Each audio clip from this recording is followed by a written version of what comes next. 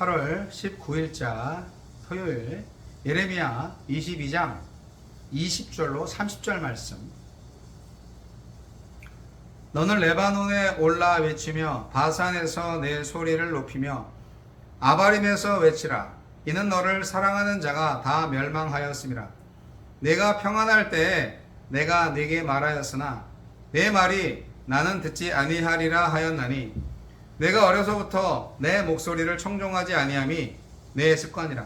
내 목자들은 다 바람에 삼켜질 것이요 너를 사랑하는 자들은 사로잡혀 가리니 그때에 내가 반드시 내 모든 악 때문에 수치와 욕을 당하리라. 레바논에 살면서 백향목에 깃들이는 자여, 여인이 해산하는 고통 같은 고통이 내게 임할 때에 너의 가련함이 얼마나 심하랴. 여호와의 말씀이니라. 나의 삶으로 맹세하노니 유다 왕 여호야김의 아들 고니야가 나의 오른손에 인장 반지라 할지라도 내가 빼어 내 생명을 찾는 자의 손과 내가 두려워하는 자의 손 곧 바벨론의 왕 느부갓네살의 손과 갈대아인의 손에 줄 것이라. 내가 너와 너를 낳은 어머니를 너희가 나지 아니한 다른 지방으로 쫓아내리니 너희가 거기에서 죽으리라. 그들의 마음에 돌아오기를 사모하는 땅에 돌아오지 못하리라. 이 사람 고니야는 천하고 깨진 그릇이냐? 좋아하지 아니하는 그릇이냐? 어찌하여 그와 그의 자손이 쫓겨나서 알지 못하는 땅에 들어갔는고? 땅이여 땅이여 땅이여 여호와의 말을 들을지니라. 여호와께서 이와 같이 말씀하시니라. 너희는 이 사람이 자식이 없겠고 그의 평생 동안 형통하지 못할 자라. 기록하라. 이는 그의 자손 중 형통하여 다윗의 왕위에 앉아 유다를 다스릴 사람이 다시는 없을 것임이라 하시니라. 고니야의 최후. 유다의 마지막 희망이던 고니야, 여호야김을 말하는 건데요. 그 왕마저 붙잡혀감으로써 다윗 가문의 왕위는 끊어질 것입니다. 우리에게 주시는 교훈은 무엇입니까? 여호야김 왕은 평안할 때 예레미야의 경고를 듣지 않았습니다. 말씀을 경시하면서도 언약의 존속을 당연시하는 것이 상식이자 문화로 자리 잡았고, 따라서 불순종은 유다 전반의 문제였기 때문입니다. 말씀을 몰라도 불편해하지 않는 것이, 죄를 짓고도 별일 없을 거라 생각하는 것이, 삶의 우선순위가 먹고 사는 것에만 두는 것이 우리 당연한 습관이 되어 있지 않은지 돌아보시기 바랍니다. 가장 믿을만했던 지도자들도 심판 때에는 바람에 나는 겨와 같이 날아갈 것이고, 하나님보다 사랑했던 자들도 붙잡혀 갈 것입니다. 레바논 백향목 궁에서 사치를 누리던 자들도 해산의 고통 같은 시련을 피하지 못할 것입니다. 악을 행하고 하느님의 심판을 피해 숨을 수 있는 성체는 세상에 없습니다. 여호야김 왕이 바벨론의 반기를 들자 느부갓네살 왕은 예루살렘 침공을 위해서 장거리 행군을 시작했고요. 그 사이에 유다의 왕들은 여호야김의 아들 고니야로 바뀌었습니다.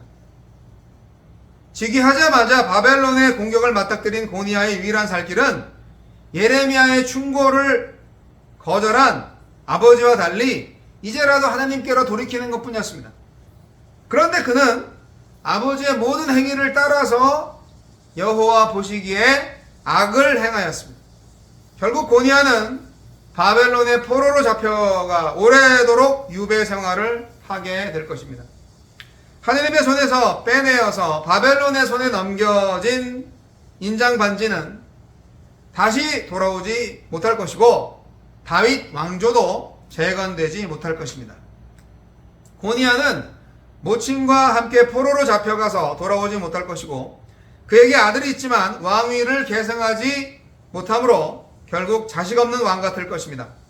왕조 재건의 마지막 희망이던 그는 널려있는 쓰레기처럼, 깨진 그릇처럼 쓸모 없어질 것입니다.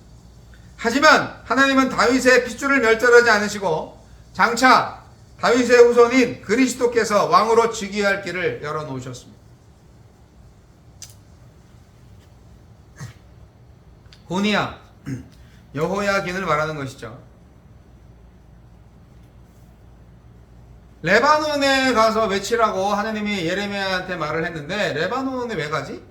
레바논을 향한 외침이 아니고요. 레바논의 백향목을 너무 좋아했던 예루살렘이 멸망할 것이라는 그 외침이었어요. 유다는 하나님의 말씀을 듣지 않았습니다. 그래서 망합니다. 유다가 하나님보다 더 사랑하고 또 의지하는 자들이 있었죠. 애굽이었죠. 애굽. 바벨론과 맞서려고 아수르나 애굽과 동맹을 맺었었잖아요. 유다가.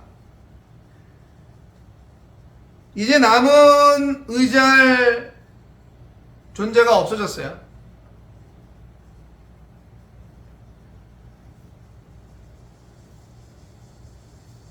바벨론은 강력한 군대로 유다에 쳐들어왔습니다. 레바논의 백향목 궁에서 사치를 누리던 사람들, 해산의 고통 같은 시련이 찾아올 거라고 말합니다. 그 화려함이 가련함으로 바뀌죠. 순식간에 젊음도 재물도 명예도 권력도 순식간에 다 사라집니다. 그것을 가졌을 때 의미 있는 관계를 맺어야죠. 진정한 사랑의 관계는 어디에서 찾을 수 있겠습니까? 요시아의 손자 고니야, 여호야긴도 바벨론의 포로로 붙잡혀가서 오랫동안 유배 생활을 하게 될 거라고 말씀하시네요. 다시 그의 후손들의 손으로 돌아가지 않을 것이고 다윗 왕조는 재건되지 못할 겁니다. 하나님이 약속을 어기셨네? 네. 인간적으로 보면 그렇습니다. 그러나 분명히 하나님은 이스라엘과 유다가 망한 다음에 진정한 영적 이스라엘, 교회를 세우시려고 다윗의 혈통인 예수가 오게 하십니다. 숱한 선지자들을 거절한 이스라엘이 이게 어려서부터 하나님의 말씀을 듣지 않는 게 습관화되어 있으면요, 이게 가망이 없어요. 그 습관을 누구한테 배웠겠어요? 자기 부모들한테 배웠겠죠. 아이들은 부모를 보고 배우잖아요. 부모가 신앙생활 잘하면 아이들도 잘해요.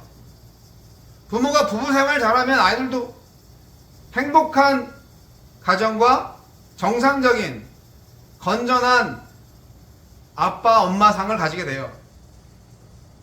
하나님을 무시하고도 당연히 누릴 수 있는 하나님 나라의 특권은 없어요.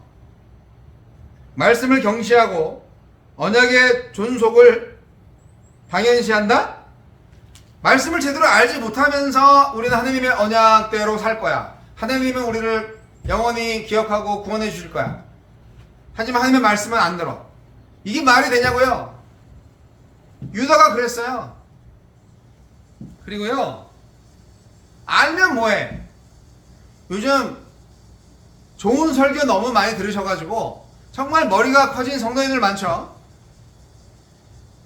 설교 평가단들이 아주 많아요. 설교 콘서트에 감동받는 청중들이 너무 많아요. 중요한 건 그게 아니에요. 말씀 한마디라도 듣고 그대로 행하는 것이죠. 말씀을 듣고 따르는 것이 중요하죠. 말씀대로 사는 것이 중요하죠. 하나님은 그 행위를 보시잖아요. 말씀을 얼마나 잘 듣고 졸지 않고 설교 말씀 잘 듣고 있는지를 보는 게 아니라 그 말씀을 듣고 그대로 행했느냐, 이걸 보는 거잖아요.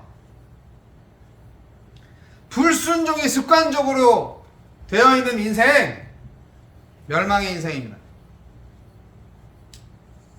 유다 전체가 그런 문화 속에 있었어요. 더 이상 말씀을 몰라도 전혀 불편해하지 않아요. 순종하지 않고도 두려워하지 않아요. 죄를 짓고도 별일 없을 거라고 생각해요.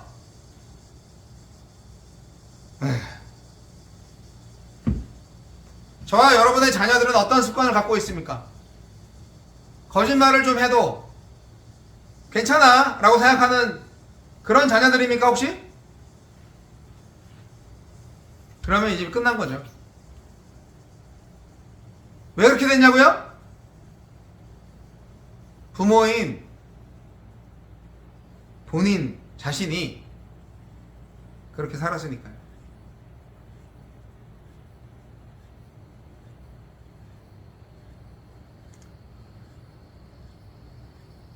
유다의 마지막 왕이 이렇게 절망적인 말씀을 예레미야로부터 듣는다면 오늘날 우리의 마지막 희망이 되시는 그 누가 있는지 잘 살펴봐야 될 줄 믿습니다. 예수 그리스도만이 인류의 유일한 희망인 줄 믿으십니까? 나의 가정과 나의 인생과 나의 모든 역사의 주인 되시는 하나님 예수 그리스도를 다시 바라보기를 원하십니까?